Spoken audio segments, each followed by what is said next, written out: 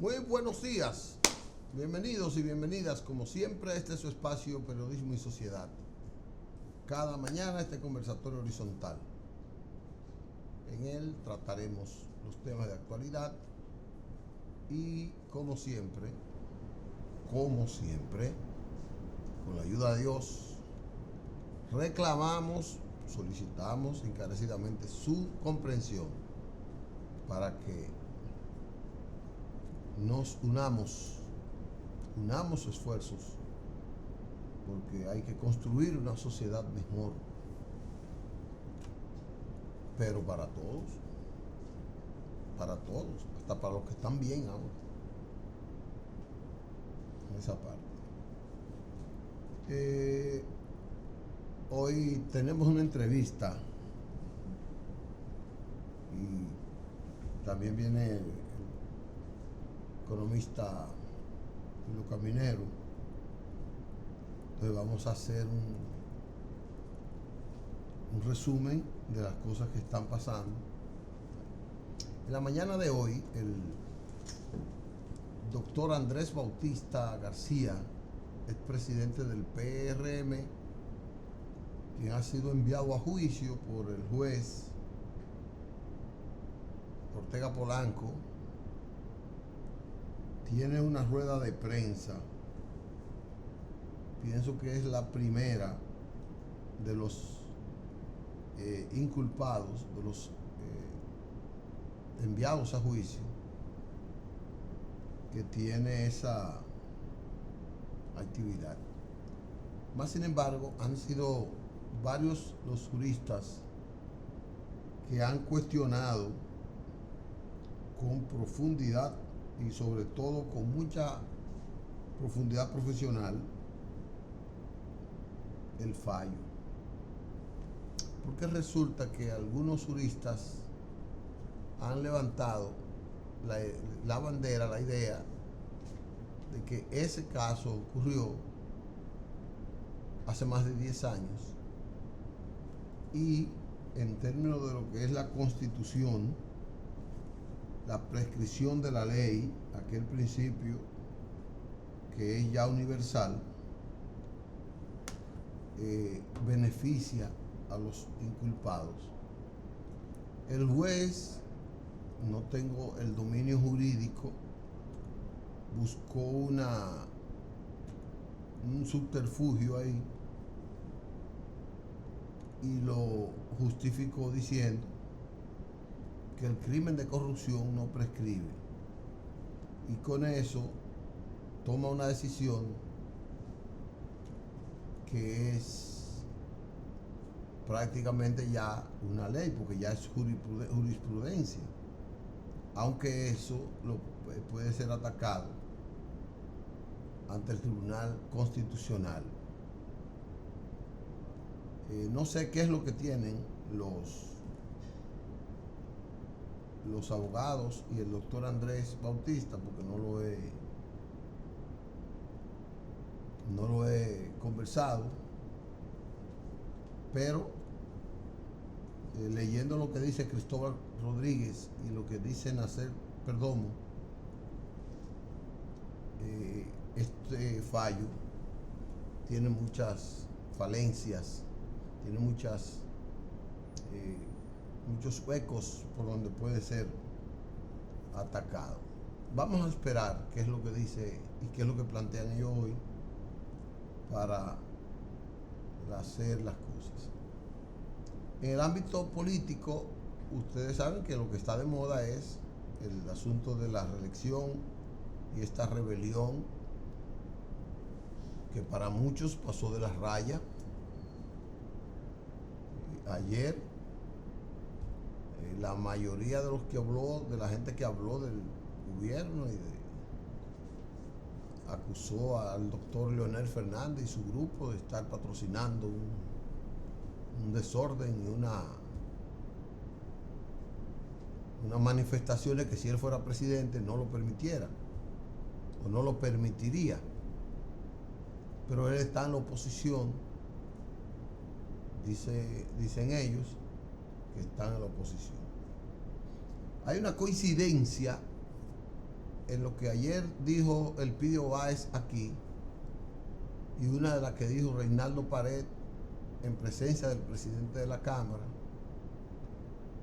dice que hay una rebelión a la mayoría y que eso va a morir cuando la mayoría imponga o logre aprobar los reglamentos y la ley. Ellos, y de que ayer iban a hacer una manifestación, pero parece que le presentaron algunos obstáculos. He visto a Johnny Ventura con un protagonismo inusitado, protagonismo de Johnny Ventura que ni siquiera cuando Balaguer, Johnny Ventura grabó mucho, participó en conciertos y cosas, pero no como protagonistas. Ahora él es el organizador. Él fue quien solicitó y quien obtuvo el permiso del ayuntamiento para montar la carpa en esa parte. Hay gente que está cuestionando al ayuntamiento, pero el ayuntamiento es el dueño del espacio público. No es el dueño, es quien administra el espacio público y por tanto es quien tiene que dar el permiso. Y no se puede poner, el ayuntamiento no puede negar un permiso porque tenga carácter político, porque entonces está formando parte de una facción y ese no es la autoridad. Hay gente que está cuestionando la actitud de la policía y la actitud de lo que pasó. Yo creo que, yo tengo mi criterio. En Estados Unidos, usted va a la Casa Blanca, usted se dura un mes frente a la Casa Blanca, nadie le pone la mano. Usted tiene un límite, usted no puede pasar de ahí. Porque para entrar a la Casa Blanca usted tiene que cumplir un rigor y si usted no lo cumple, usted no entra. Pero después del perímetro de ahí, usted puede durar un año ahí morirse de hambre y nadie lo interrumpe. Eso aquí puede pasar. O sea, hay un grupo que está protestando, ese es su derecho. Lo dejo al frente, refuerzo las entradas, refuerzo porque tengo que proteger el recinto y no tengo que darle un macanazo a nadie ni pelear. Y como hay libertad de tránsito, yo pongo gente en la puerta, el que va a salir sale y el que va a entrar entra de acuerdo a los requisitos. Sencillamente. Es decir que yo pienso que la policía no tiene por qué alborotarse con eso. Pienso yo. La policía lo que tiene que resguardar el orden, repito. Si uno va y agrede la parte física, 1, 2, 3, 10, bueno, pues entonces yo eso lo paro.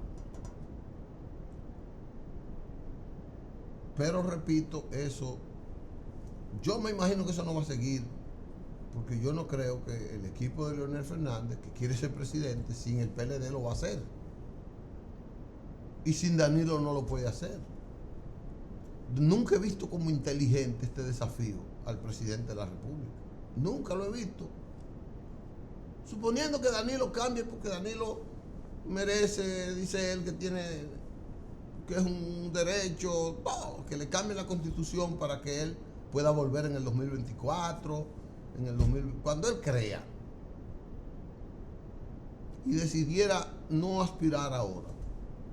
Con tantos agravios, con tantos enfrentamientos, con tantas cosas que le han dicho a Danilo, ¿usted cree que es verdad que él va a apoyar así a un individuo que lo está desafiando desde abajo, que lo está persiguiendo desde abajo? Entonces yo creo que no es inteligente. Pero Leonel ha sido presidente 3 veces y yo siempre digo que el que es presidente es porque es inteligente. Pero a veces hay casos que sacan a uno de sus cabales, sacan a uno de la norma. Y en el caso del equipo de Leonel Fernández, yo creo que sí, está ahí. Hay gente que dice que no sabe qué busca Luis Abinader en ese sancocho, porque hay gente que dice que al PRM le conviene que el PLD se debilite. Y si se debilita, la mejor forma de debilitarlo es la división. Y la división, dicen muchos analistas, vendría si Danilo es candidato, porque Leonel, aunque sea 2% que tenga, 3, 4, 5, si él decide mantener esa postura de hombre guapo y de candidato defensor a ultranza de la institucionalidad del país, como dicen, él va a hacer algo para que eso no suceda, para que Danilo, sobre la base del abuso del poder, se imponga. Eso es lo que él dice. Y él hará algo para que Danilo no se salga con la suya. Pero si entonces puede ser que él sea, yo no creo que él vaya a ser candidato por otro partido. Yo no tengo yo no creo, no veo a Leonel en otro partido, no lo veo siendo candidato, no es posible, no lo veo. Puede ser que sí, porque como digo, la gente pierde a veces y hace cosas, la política a veces es ilógica la mayor parte de la vez. Pero yo no concibo, yo concebiría a cualquier otro político, pero a Leonel enfrentando al poder, desde el PLD a un PLDista fuera, no. De que no, que yo voy a ser candidato por el BIS, Leonel no es esa. Eso es lo que yo creo. Yo no sé los demás, pero eso es lo que yo creo. Porque Leonel tiene 40 años en el partido. Fue presidente 3 veces. Él no va a tener fuerza fuera de ese partido. No es verdad que él va a arrastrar, eso no es verdad. Entonces, si él no tiene fuerza, él va a perder. A él, mucha gente dice que a él le queda muy poco espacio político. Pero si se va, tiene menos.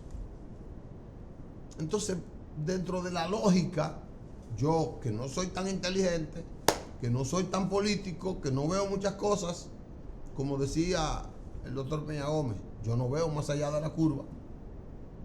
No veo a Leonel Fernández candidato presidencial de otro partido que sea el PLD, no sea el PLD. Y menos enfrentando al presidente de la República, que el presidente tiene todo y puede aplicar todo. Y más en un país como el nuestro, donde todos los poderes se usan para los objetivos que quiera el presidente.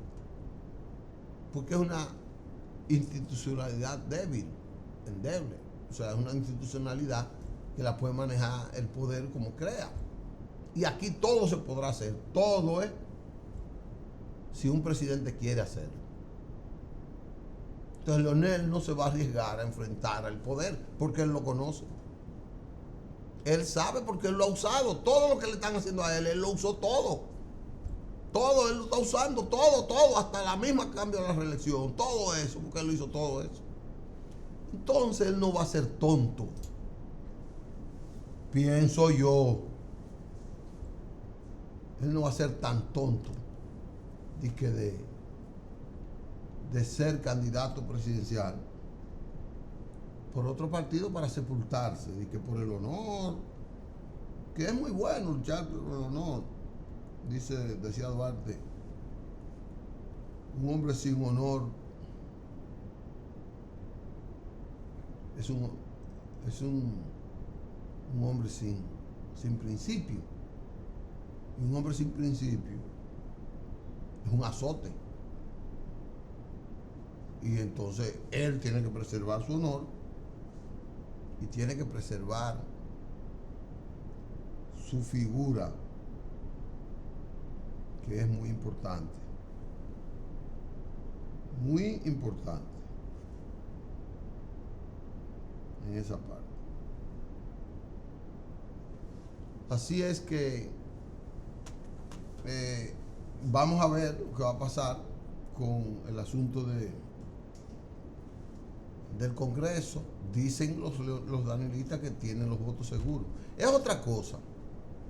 Hay un rumor, eso yo lo veo también dentro de mi lógica, que no es la lógica correcta, digo yo.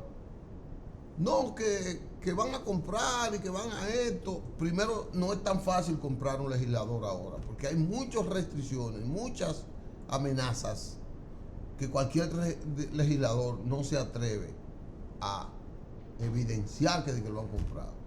Pero pongamos esto. ¿Cuántos diputados necesita el presidente Danilo Medina para aprobar su reelección? ¿Cuántos? Bueno, yo no sé, pero dice que lo tienen. Pero si necesitara comprar de otro partido, o buscar de otro partido, o ofrecer de otro partido.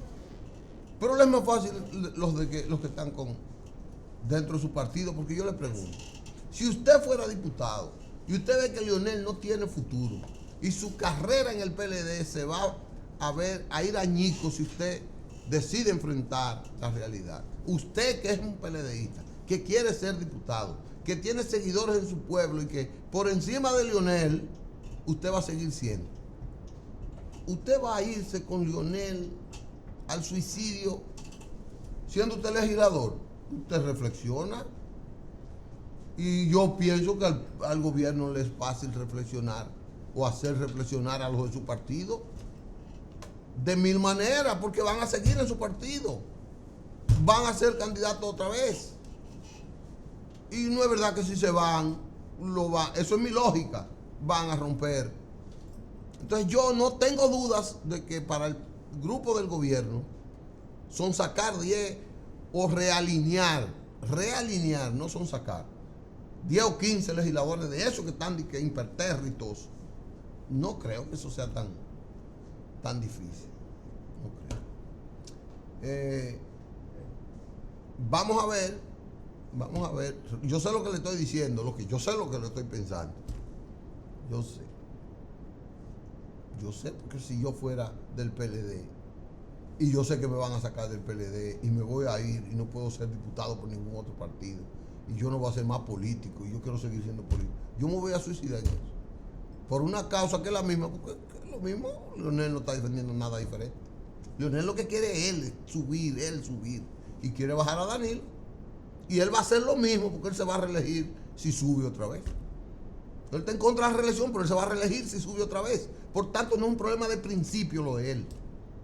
Modificar la Constitución no es de principio lo de él. Ni de ninguno de los que están ahí, porque ellos hicieron lo mismo que están haciendo hoy, lo que están objetando hoy. Es un problema de los principios débiles de los políticos, que hoy hacen una vaina, mañana hacen otra, y pasado quieren hacer lo contrario a lo que digan, porque no tienen esa coherencia. Pero, ¿para qué yo me estoy metiendo en eso? Yo no entiendo. Yo soy Albert que Albert me perturba. A veces me hace hablar de Venezuela, me hace hablar de cosas que no son. Bueno, vamos a una pausa.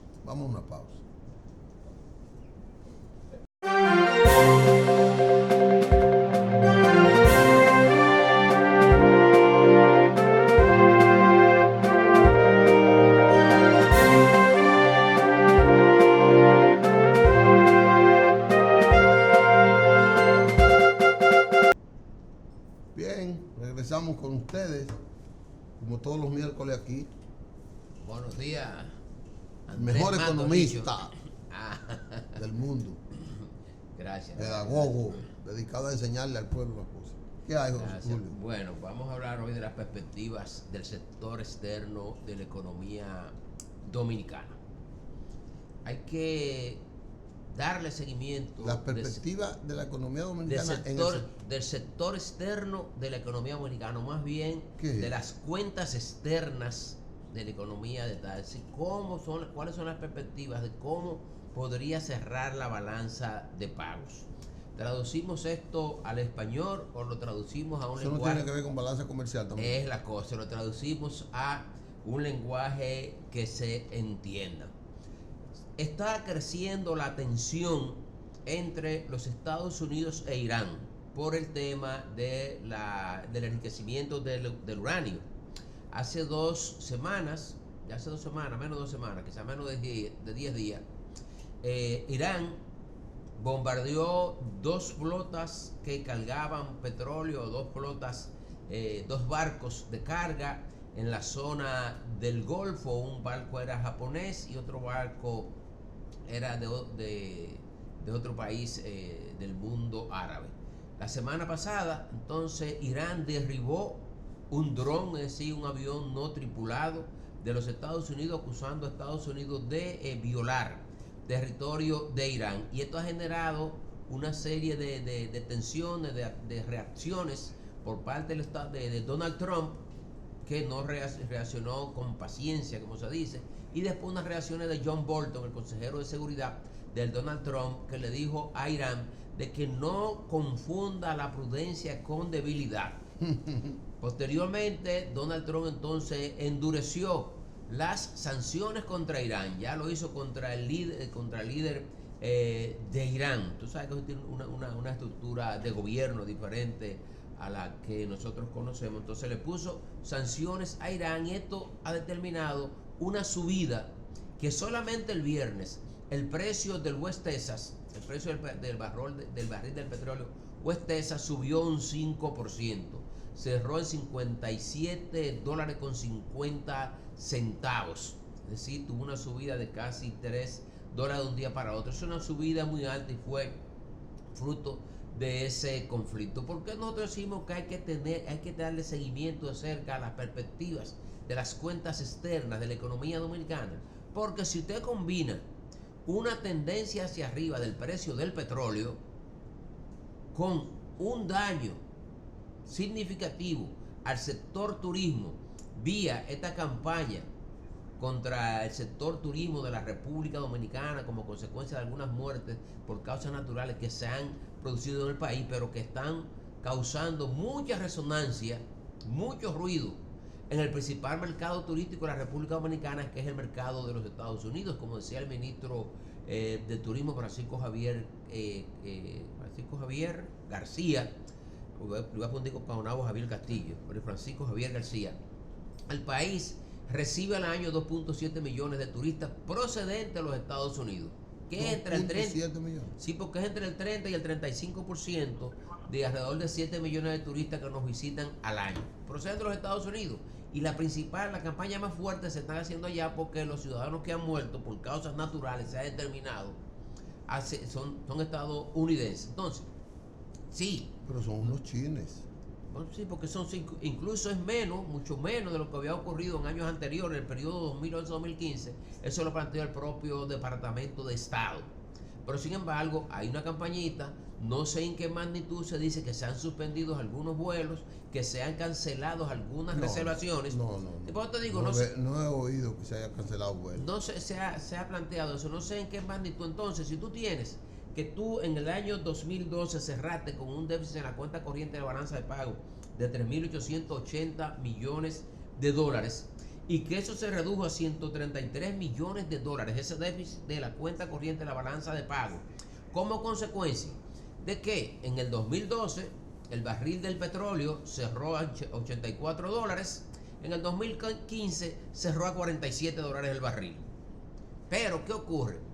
Del 2016 al 2017, el precio del barril del petróleo subió, cambió la tendencia y cerró el año pasado un precio promedio de $58, y eso determinó que entonces una tendencia hacia abajo que traíamos en el déficit de la cuenta corriente de la balanza de pago empezase a subir. Entonces terminamos en el 17 en 133 millones de dólares, pero ya en el 2018, ¿en cuánto cerramos? 1.160 millones de dólares, como consecuencia de que el precio de la factura petrolera aumentó en 861 millones de dólares. Es decir, mientras el volumen de combustible importado subió un 5%, la factura petrolera subió un 30%, subió 861 millones de dólares en el 2018 con relación al 2017. ¿Por qué? Porque el precio promedio del barril del petróleo, que había cerrado en el 16 en 37,62, cerró en el 17 en 47,18 y cerró en el 18 en 58,45. Lo que 58 dólares fue el precio promedio que cerró el año pasado. Aunque en diciembre, recuerda que el promedio que te suma el precio por meses, sí, y te lo divide por 12, si tomamos como promedio el precio mensual y te da ese promedio, si fuera trimestral o diario te va a dar, pero el dato que publica el Banco Central es ese. Entonces se está previendo las proyecciones macroeconómicas del país para el año para este año se hicieron en base a un precio del petróleo de $62. El precio del petróleo, del barril del petróleo, cerró la semana pasada en 57,50. De continuar. Ha ido bajando. No, ha tenido ahora en esta semana que lo que ha tenido un comportamiento volátil. Sí, pero el precio del petróleo ha tenido un comportamiento volátil. Entonces el temor es que este endurecimiento de las relaciones Estados Unidos e Irán se reflejen en un mayor precio del petróleo. Es la cosa. Entonces todos los días Trump amanece con una amenaza, entre otras. Ya hoy lanzó un Twitter amenazando a Irán. Entre varios le está diciendo que le hizo una amenaza de que lo podría borrar del mapa. Sí. ¿Verdad? Entonces eso, como por el Golfo Pérsico se carga el 30% del petróleo que se consume en el mundo, y pero es el 90% del petróleo que se consume en China, por ejemplo. Entonces, si eso incide en una subida del precio del petróleo, entonces si eso se te combina con un resentimiento, con una ralentización, por decirlo así, del crecimiento de la actividad turística, entonces tú podías tener un cierre del déficit de la cuenta corriente de la balanza de pagos superior al 2% del PIB, no inferior al 2% del PIB, como ha pronosticado el Banco Central para este año. Julio, ese no es el tema, pero tiene que ver mucho con el mercado internacional, esta pregunta que te voy a hacer, o esta referencia. La semana pasada yo traje aquí al doctor Concepción. Ramón Emilio Concepción. Y él trajo un documento del Banco Central y del Ministerio de Economía y Desarrollo, donde tiene lo que va a ser la tasa del dólar vista por el gobierno de aquí al 2023. Y él establece en ese documento, dice que son cifras oficiales del Banco Central, de que el dólar en el 2023 va a estar a 63. En el 23 dice él. Sí, pero bueno, va a estar a 59, a 60 y así. Mira, si él tomó como base el dato que yo pienso, el Ministerio de Economía publica lo que se llama el marco macroeconómico. Eso es un mandato de la ley. Entonces te publica cuáles son las proyecciones de las principales variables macroeconómicas, pero eso se revisa periódicamente. Si estamos hablando con relación al 23, estamos hablando prácticamente para dentro de 3 años y medio. Sí. Si tú tienes que la devaluación promedio ha sido de alrededor entre un 3 y un 4%, sí. Tú dices, bueno, si está al 50, tú vas haciendo esas proyecciones de un 3%, entre un 3 y un 5% por medio anual, tú podías tener esa tasa. Pero es casi el 25%. Creo que sería muy elevada con relación al piso. Pero recuérdate que eso es, mira cómo se llama, oye el término, marco macroeconómico. Eso yo no son cifras definitivas. Sí. Eso quiere decir que pudiese ser esa tasa, pudiese ser mucho mayor, pudiese ser mucho menor, porque eso va a depender del flujo de entrada y salida de divisas. Yo lo que te estoy diciendo, quizás me estoy comportando como un pesimista ahora mismo, en el sentido de que hay que darle seguimiento a las cuentas externas. ¿Por qué? Porque si el precio del petróleo cerrase como se está proyectando al día de hoy, o sea, al día de hoy lo que se dice es que el precio del petróleo podría cerrar entre 65 y 70 dólares.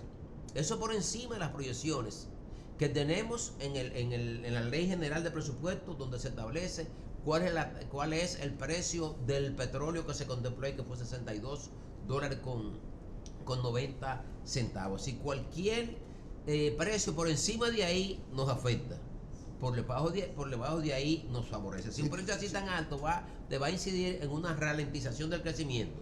Por eso las proyecciones son de que el crecimiento sea menor, porque los organismos internacionales, el Fondo Monetario Internacional, si te va al último informe, te habla de que es posible que nos enfrentemos a esa combinación de un precio del petróleo más alto y de un menor crecimiento de la economía, pero sobre todo también una volatilidad. Si tuviéramos una dinámica productiva de mayor escala, nosotros pudiéramos estar aprovechando esa alza del dólar, ese precio del dólar, para beneficio de nuestros productos en el marco buena exportación. O sea, y no solo eso, sino que las inversiones de capital fresco pudieran venir con mayor garantía. Recuerda que unas expectativas devaluatorias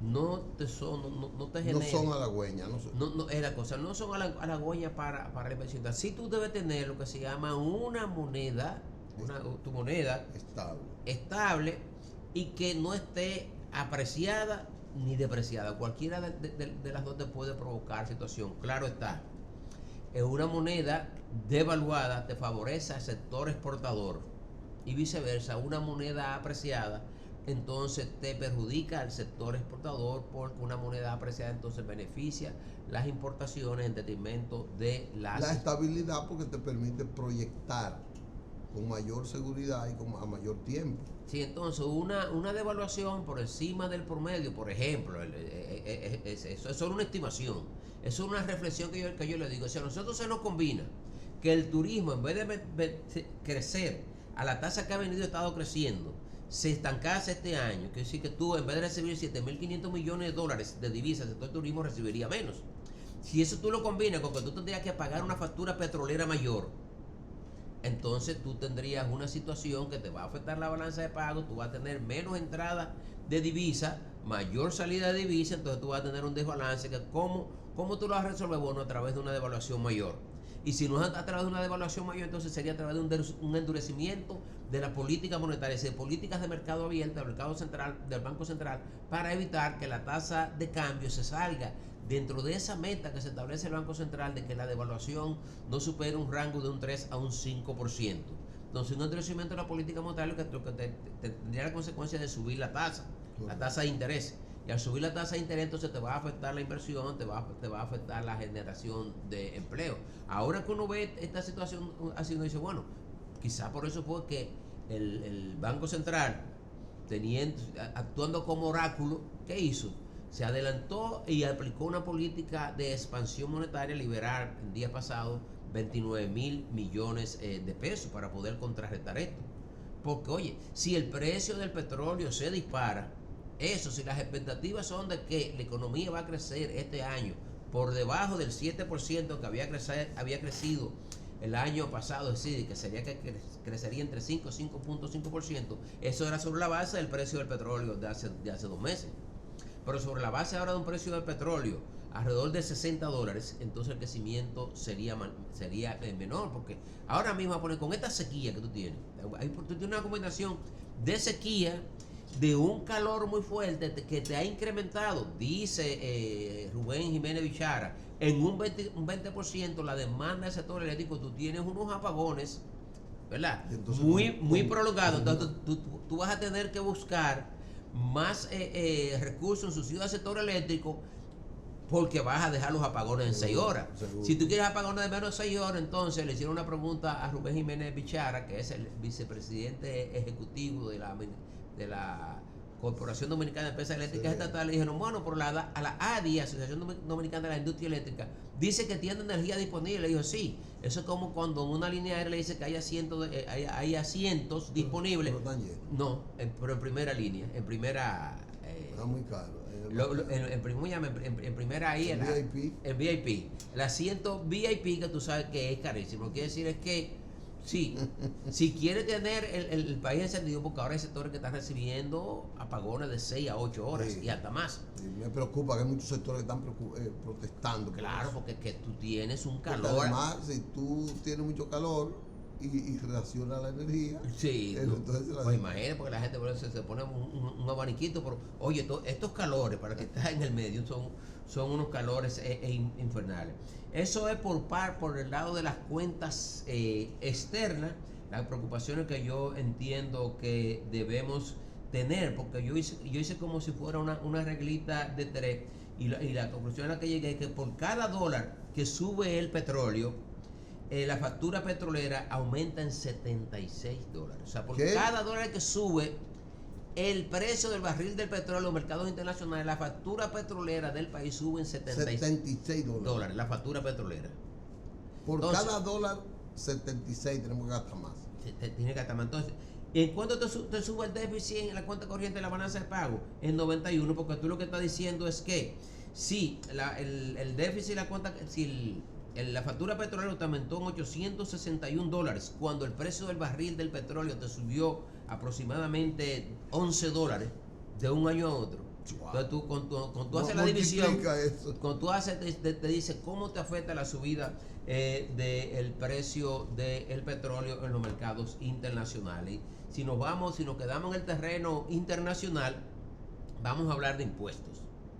Sí, pero vamos a hablar de eso ahorita. Viene la pausa ya. Porque ya me levantaron la mano. Entonces vamos a una pausa, pero antes agradecerle a Josefina Caminerio. Estaba perdida, sí, yo le escribí. Estaba perdida. Sí. Dice ella, buen programa, muy bueno. Los apagones la están haciendo sufrir. A Ceballos, Ramón Ceballos de Miami, está en sintonía con nosotros. Dile que vengo con la propuesta de Donald Trump de los empresarios en los Estados Unidos de que le cobren los impuestos. Qué bueno. Y también a doña Michelle Bisonó, la ex diputada y la viuda de don Winston, que es la mamá de Wintico y de Wellington y demás, que está en sintonía con nosotros. Así que saludos para ella. Dice que todos los días nos ve.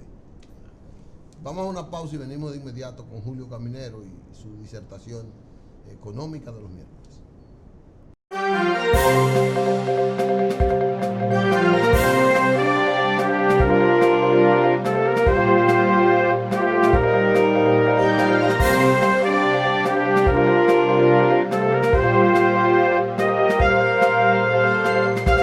Regresamos con ustedes, Julio. Tú ibas a hablar de impuestos. Eso es una palabra tan mala. Vamos a hablar de impuestos allá y aquí para que tú veas las cosas. Vamos a hablar ahora en esta semana, desde ayer, 18 empresarios, 18 multimillonarios de los Estados Unidos escribieron una carta pública a todos los precandidatos a la presidencia de los Estados Unidos, pero empezar a la senadora demócrata Warren, quien ha propuesto dentro de su propuesta, habla de impuestos. ¿Qué dicen estos 18 empresarios encabezados por Joe Soros y Abigail Disney, de que se le debe colocar un impuesto a la riqueza en los Estados Unidos? O sea, además de los impuestos que tú pagas por las transacciones, tus ganancias, ellos quieren que se graben. Tus ganancias no diferentes, tus activos, porque ellos pagan impuestos sobre... ¿Es más de ahí entonces? Claro, es más que eso, porque ellos pagan impuestos sobre sus beneficios. Fíjate que hace algunos, como 5 años, Tomás Piketty, un economista francés, provocó un ruido grandísimo, porque él dijo de que debía ponerse el impuesto a las riquezas, porque a raíz de la crisis en los Estados Unidos, unos 400 empresarios de los Estados Unidos, encabezando por Warren Buffett, planteó la necesidad de que se revisara la política impositiva, porque ellos entendían que estaban pagando menos impuestos que lo que pagaba el ciudadano común. Incluso Warren Buffett hizo unos cálculos y él dijo: yo pago menos impuestos en términos relativos que mi secretaria. ¿Por qué? Porque el empresario puede utilizar mecanismos que le permiten evadir o eludir el pago de los impuestos. Pero, fíjate, yo cometí hace unos años, estuve en Estados Unidos en una cena con unos amigos, y yo me puse a hablar del problema de la desigualdad en los Estados Unidos. Por poco me sacan de ahí a galletas. Sí, porque parece el ciudadano común. Tú decirle a un ciudadano dominicano, por ejemplo, latino de Estados Unidos, que en Estados Unidos hay desigualdad, o que la clase media de los Estados Unidos atraviesa por problemas, eso es tú meterte en un problema grave. Porque ellos no lo creen. Porque ellos lo que se ubican en ellos. Y no, hay unas políticas para los migrantes, por ejemplo, o para los más pobres, que es diferente. Es muy fuerte y muy fuerte también. Entonces, bueno, que en Estados Unidos tú dices, bueno, un ciudadano común puede tener muchos beneficios, porque cuando tú hablas de un ciudadano clase media en los Estados Unidos, lo que ha visto reducir su calidad de vida. Yo no sé si tú recordarás que en medio de la campaña de Hillary Clinton ya planteó la necesidad de condonar la deuda a las familias de clase media cuyos hijos se habían graduado con créditos educativos porque no lo podían pagar. Sí.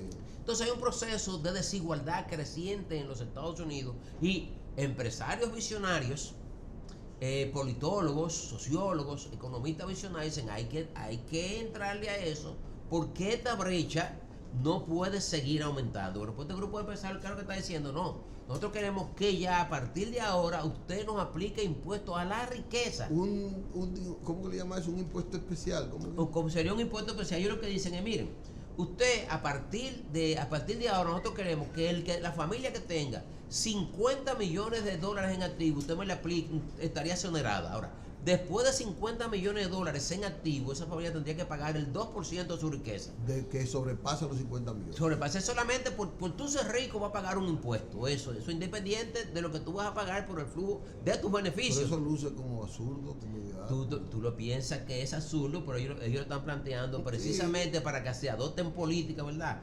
Para combatir el para cambio. Reducir la brecha. Para reducir la brecha y tú evitarte una convulsión social, porque no lo están viendo ahora.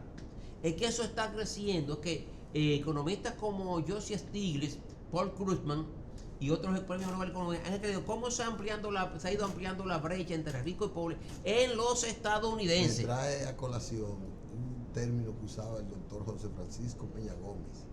Los ricos tienen que pagar el precio de la democracia. Claro, entonces ellos, ¿verdad? Ahora mismo que hay lo que se llama mucha división social en los Estados Unidos, con un Donald Trump aplicando políticas muy agresivas que provocan mucha división, ellos están planteando este tema. Entonces ellos dicen, bueno, el que tenga más de $1,000 millones, entonces tendrá que pagar el 3% del impuesto de su riqueza. ¿A quiénes va a afectar esto?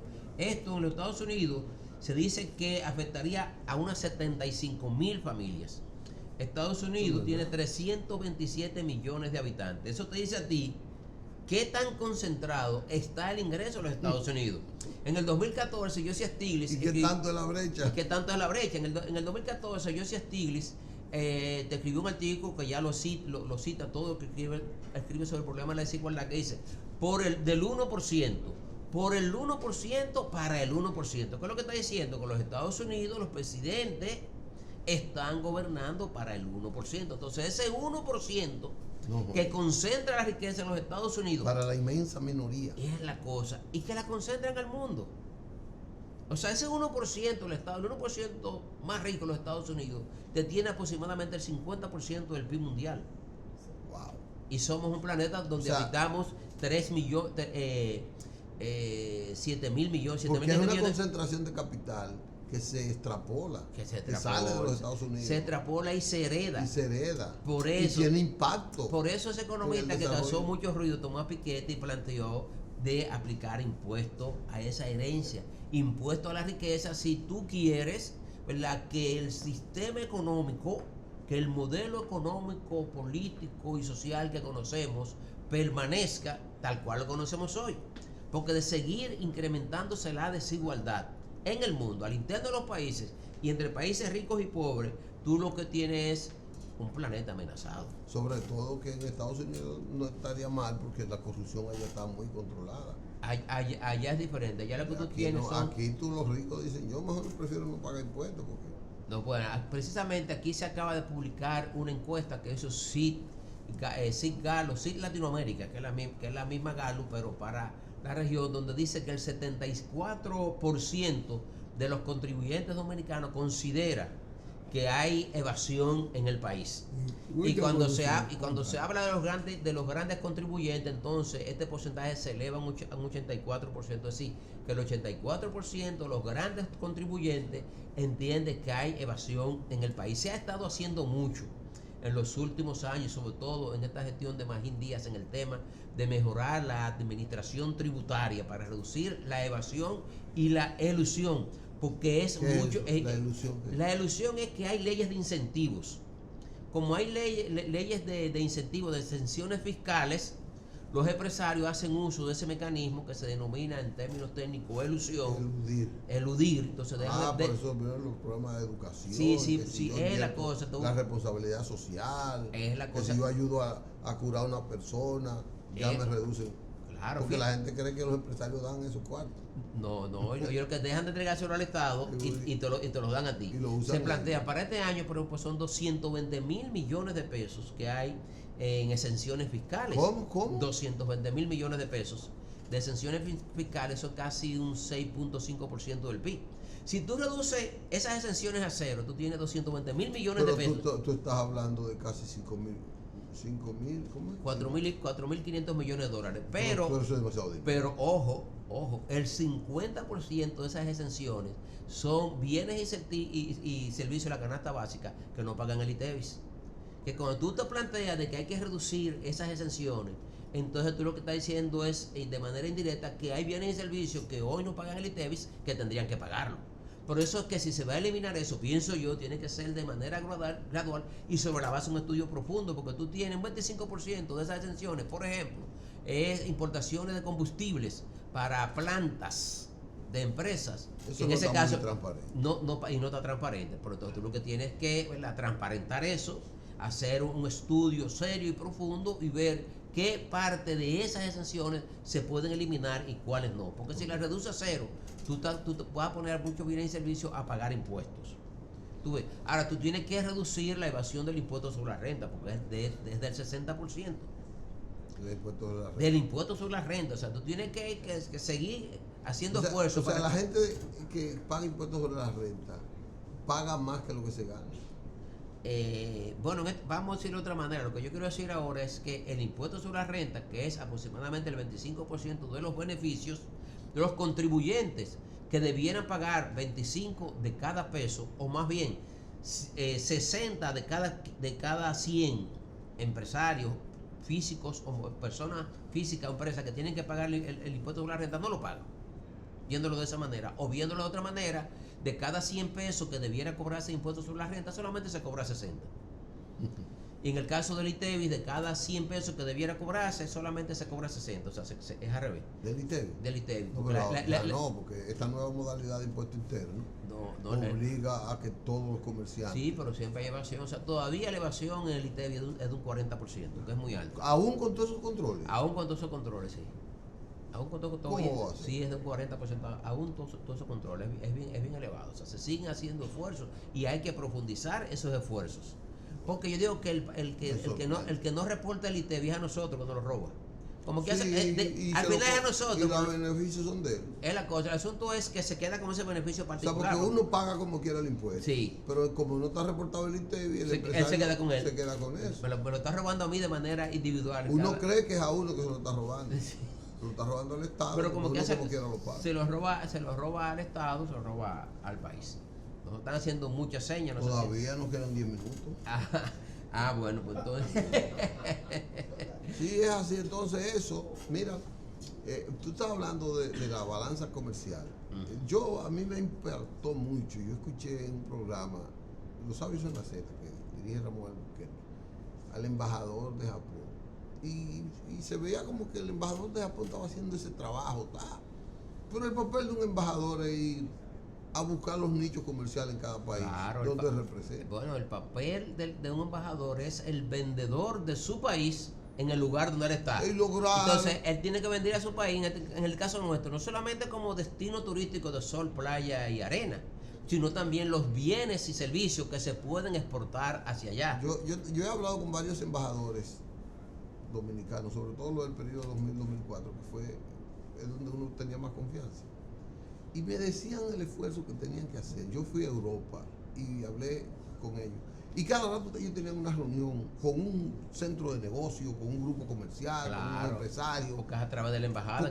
Exacto, trabajaban mucho. Por eso, esos países tienen verdaderos expertos y profesionales en eso.